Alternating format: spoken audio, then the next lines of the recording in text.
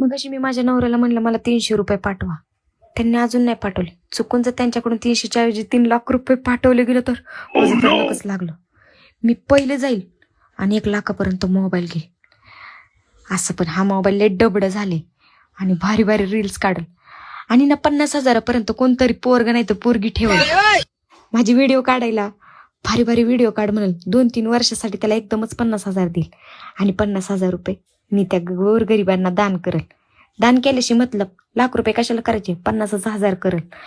आणि आता उरलेल्या 1 लाखाच मी जाऊन मस्त मला पैकी ना साड्या घेईल, मेकअपचं सामान घेईल 50,000पर्यंत आणि 30,000चं माझे भांडे लय मुडके तुडके झाले.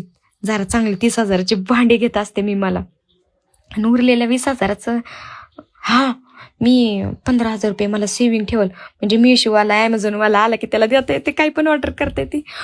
बाई माझ्या नवऱ्याला पहिलं 300 रुपयाचं मी एखादं शर्ट घेईल बिचारायला. मला तर हसच आवरानं, त्याला नको का काय घ्यायला. नवरा ग बाई माझा पाठव रे देवा. देवा आता तुझ्याच हातात आहे बाबा. तूच पाव माझ्या नवसाला आणि धाव माझ्या हाकेला आणि पाठव लवकर मला 3 लाख रुपये.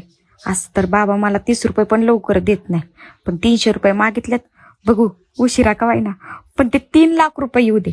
तुला पण मी 5 नारळाचं तोरण देईल. तू नको माझ्यावर